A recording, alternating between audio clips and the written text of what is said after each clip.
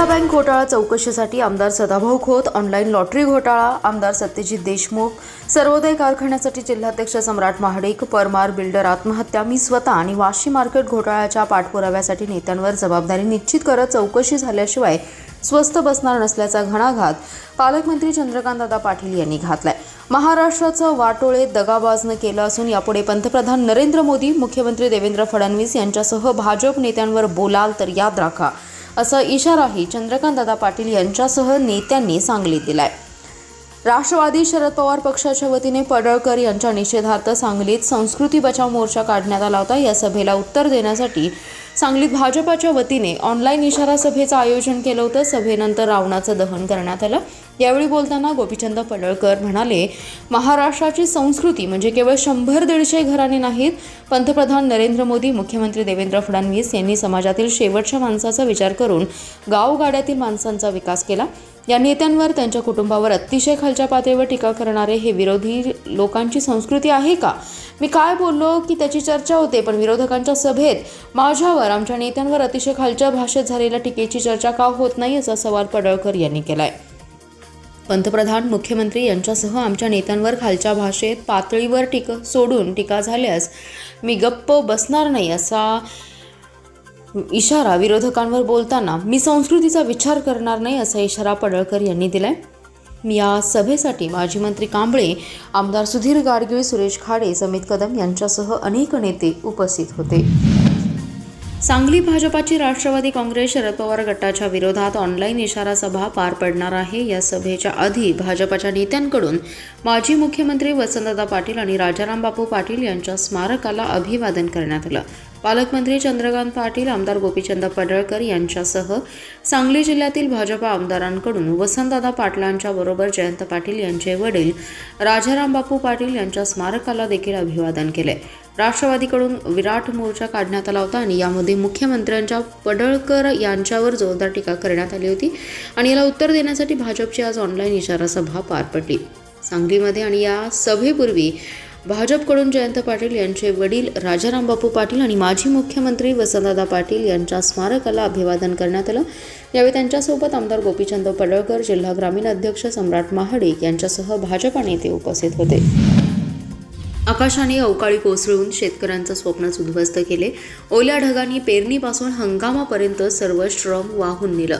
शेतकऱ्यांच्या घरात दुःखाचं सावट दाटून आलंय। अशा बिकट परिस्थितीत सरकारने दिलासा द्यायचा सोडून ज्येष्ठ नेत्यांवर टीका आणि इशारा सभा कशासाठी घेत आहे, असा सवाल आमदार रोहितदादा पाटील यांनी केलाय। ओला दुष्काळ आणि शेतकऱ्यांच्या हक्कासाठी राष्ट्रवादी काँग्रेस शरद पवार पक्षाच्या वतीने तासगाव तहसील कार्यालयासमोर लाक्षणिक उपोषण करण्यात आलं। यावेळी बोलताना आमदार रोहित पाटील म्हणाले, आज शेतकऱ्यांची लेकरं उपाशी आहेत, लोक त्रस्त आहेत, पण सरकारमधील नेते विरोधकांवर टीका करण्यात व्यस्त आहेत। ज्येष्ठ नेत्यांवर खालच्या पातळीवर जाऊन केलेली टीका लोकांचे पोट भरत नाही। टाळ्यांच्या गजरात सभा संपतात, पण शेतकऱ्यांच्या आयुष्यात काळोख वाढत जातो। त्यांनी पुढे सांगितलं की सांगलीचे पालकमंत्री चंद्रकांतदादा पाटील यांनी अजूनही अतिवृष्टीग्रस्त भागाची फिरस्ती केली नाही, पण विरोधी पक्षांना इशारा देण्यात मात्र त्यांना रस आहे। शेतकरी जगण्यासाठी झगडतोय, त्यांच्या डोळ्यात आसवांची धार आहे, तरी सुद्धा सरकार शांत आहे। लोकहिताचे मुद्दे बाजूला ठेवून टीकेची नाटके रंगवली जात आहेत। निकष लावण्यापलीकडे शेतकरी उद्ध्वस्त झालाय। त्याची चेष्टा न करता सरकारने त्याला भरघोस मदत करणं गरजेचं आहे। शेवटी रोहित पाटील यांनी सरकारला इशारा दिला की जनतेच्या अश्रूंना आणि शेतकऱ्यांच्या हुंदक्यांना उत्तर देण्यात अपयशी ठरत असाल तरी त्या निवडणुकात जनता तुम्हाला जागा दाखवल्याशिवाय राहणार नाही। यावेळी उपोषणस्थळी राष्ट्रवादी काँग्रेसच्या कार्यकर्त्यांनी सरकारविरोधात घोषणांनी वातावरण दणाणून सोडलं। शेतकऱ्यांच्या वेदना, शेतकऱ्यांचे आक्रोश आणि त्यांच्या आशा या सगळ्यांना आवाज देणारे हे उपोषण शेतकऱ्यांच्या जिव्हाळ्याचं प्रतीक ठरले। यावेळी युवराज पाटील, विश्वास पाटील, संजय पाटील, शीतल हाके, अभिजित पाटील, रवींद्र पाटील यांच्यासह सर्व पदाधिकारी, नेते आणि कार्यकर्ते उपस्थित होते। पूर काळात सांगलीला राज्याने मदत केली आहे। मराठवाड्यासह अनेक भागात अतिवृष्टीमुळे नुकसान झालं आहे। या नागरिकांना नैतिक मदत करणं ही सांगलीकरांची जबाबदारी आहे। त्यामुळे नागरिकांनी मदत स्वरूपात साहित्य जमा करावे, असे आवाहन खासदार विशाल पाटील यांनी केले आहे। सांगली शहर जिल्हा काँग्रेस कमिटीच्या वतीने मराठवाड्यातील पूरग्रस्तांसाठी मदतीचा हात आणि सहकार्य या उपक्रमाअंतर्गत काँग्रेस भवन सांगली येथे मदत स्वीकारण्यासाठी बुधवारी सुरुवात करण्यात आली। खासदार विशाल पाटील यांनी याचा शुभारंभ केला। यावेळी ते बोलत होते। खासदार पाटील म्हणाले, सांगली पूरग्रस्त जिल्हा आहे, अनेक वेळा सांगलीला पूर आले, या अडचणीच्या काळात साथ देण्याचं काम महाराष्ट्राने केलंय। राज्यातून सांगलीकरांना मदत झाली, अनेकांचे संसार उभे राहिले। सध्या राज्यातील अनेक जिल्ह्यात अतिवृष्टी झाली आहे, त्यामुळे पूर आलाय, त्या व्यक्तींना धान्यासह इतर साहित्याची मदत होणं आवश्यक आहे। शासन मदत करेल, पण सांगलीकरांची त्यांना मदत करण्याची नैतिक जबाबदारी आहे। काँग्रेस नेत्यांच्या संस्थांनी व्यक्तिगत मदत केली, पण आता मदतीसाठी जनसहभाग हवाय। वेगवेगळं साहित्य जमा करून पाठवणं आवश्यक आहे, त्यासाठी काँग्रेसने ही मोहीम सुरू केली आहे। 3 दिवस मदत गोळा करून अतिवृष्टी भागातील नागरिकांना मदत पोहोच केली जाणार आहे। ही मदत तेथील खासदार जिल्हाधिकाऱ्यांकडे पाठवली जाणार आहे। तरी नागरिकांनी मदत स्वरूपात शुक्रवारपर्यंत साहित्य जमा करावे, असे आवाहन खासदार पाटील यांनी केले आहे। जिल्ह्यात अतिवृष्टीमुळे नुकसान झालेल्या शेतकऱ्यांच्या पाठीशी शासन व प्रशासन भक्कमपणे असून झालेल्या नुकसानीचे महसूल, ग्रामविकास आणि कृषी विभागाच्या क्षेत्रीय अधिकाऱ्यांनी प्रत्यक्ष बांधावर जाऊन 8 दिवसात संयुक्त पंचनामे करावेत। बाधित शेतकऱ्यांच्या खात्यावर दिवाळीपूर्वी नुकसान भरपाई जमा होईल, यासाठी संबंधित सर्व यंत्रणांनी संवेदनशीलतेने काम करावे, अशा सूचना पालकमंत्री चंद्रकांत पाटील यांनी दिल्या। जिल्ह्यातील अतिवृष्टीच्या अनुषंगाने आयोजित आढावा बैठकीच्या अध्यक्षस्थानावरून ते बोलत होते। जिल्हाधिकारी कार्यालयाच्या बैठक कक्षात आयोजित या बैठकीस जिल्हाधिकारी अशोक काकडे, पोलीस अधीक्षक संदीप घुगे, जिल्हा परिषद मुख्य कार्यकारी अधिकारी विशाल नरवाडे, आयुक्त सत्यम गांधी, निवासी उपजिल्हाधिकारी स्नेहल कनिचे, जिल्हा अधीक्षक कृषी अधिकारी विवेक कुंभार, पालकमंत्री यांचे विशेष कार्य अधिकारी बाळासाहेब यादव आदींसह नियोजन, ग्रामविकास, सार्वजनिक बांधकाम, पाटबंधारे, पुरवठा, ग्रामीण पाणी पुरवठा, पशुसंवर्धन आदी संबंधित विभागांचे अधिकारी प्रत्यक्ष तसेच महसूल, नगरविकास, ग्रामविकास आणि कृषी विभागाचे तालुकास्तरीय अधिकारी दूरदृश्य प्रणालीद्वारे उपस्थित होते। पालकमंत्री चंद्रकांत पाटील म्हणाले, शासन स्तरावर प्रति हेक्टर किती मदत द्यायची याचा निर्णय झाला की तात्काळ संबंधितांच्या खात्यावर रक्कम जमा होईल। यासाठी अतिवृष्टीमुळे झालेल्या नुकसानीचे महसूल, ग्रामविकास आणि कृषी विभागाच्या क्षेत्रीय अधिकाऱ्यांनी संयुक्तपणे प्रत्यक्ष बांधावर जाऊन 8 दिवसात पंचनामे करावेत।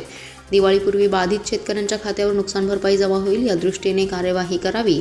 पिकांच्या नुकसानी व्यतिरिक्त जिल्हाधिकारी यांनी दिलेल्या अधिकारानुसार घरे, गुरे, जीवितहानीसाठी शासन निर्देशानुसार नुकसान भरपाई देण्यात येते, त्याचं वाटपही करावं, असं त्यांनी यावेळी सूचित केलं।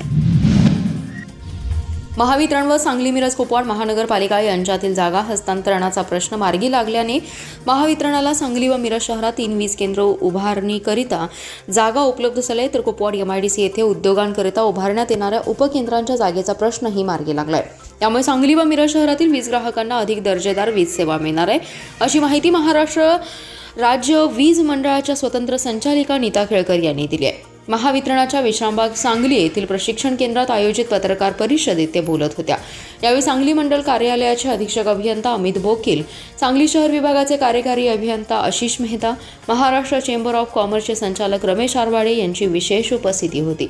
यावेळी नीता केळकर म्हणाल्या, सांगली शहरातील स्फूर्ती चौक ते आलदर चौक या दरम्यानच्या रस्ता रुंदीकरणाची प्रक्रिया ही महावितरणाच्या जागा हस्तांतरणासाठी प्रलंबित होती। या जागेच्या बदल्यात सांगली मिरज कुपवाड महापालिका महावितरणाला 4 पर्यायी ठिकाणी जागा देणार आहे। यामुळे शिंदेमळा, कुंभारमळा, गणीमळा येथे उपकेंद्र उभारणार आहे।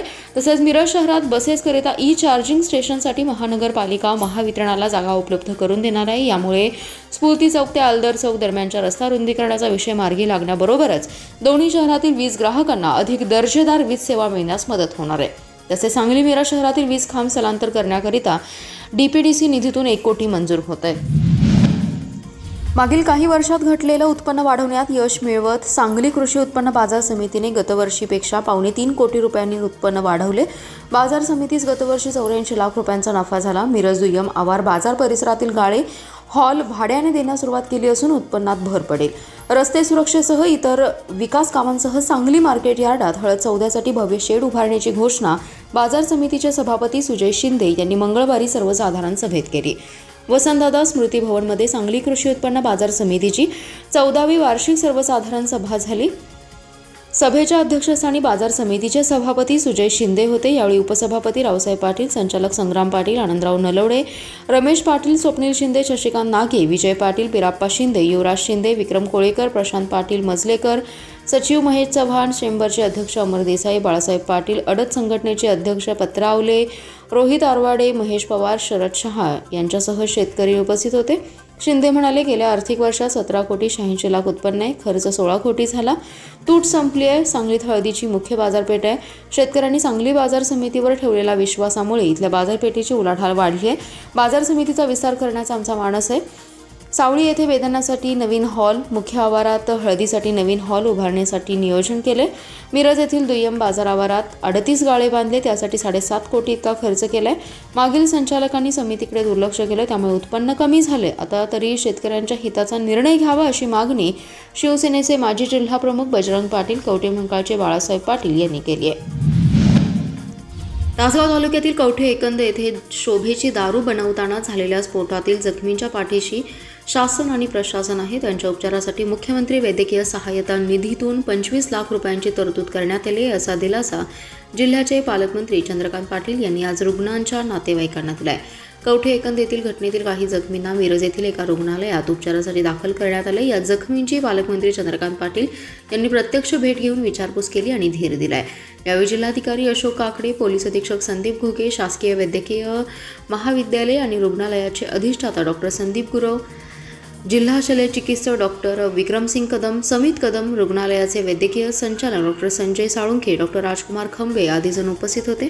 दसऱ्याच्या रात्री श्री विराड सिद्ध देवाच्या यात्रेनिमित्त होणाऱ्या आतिषबाजीसाठी शोभेची दारू तयार करत असताना हा स्फोट झाला होता. या स्फोटात जखमींपैकी गजानन यादव, विवेक पाटील, आनंद यादव, आशुतोष पाटील या रुग्णांची पालकमंत्री चंद्रकांत पाटील यांनी प्रत्यक्ष जाऊन विचारपूस केली आहे. यावेळी त्यांनी या जखमींवर चांगले उपचार करण्याच्या सूचना डॉक्टरांना दिल्या.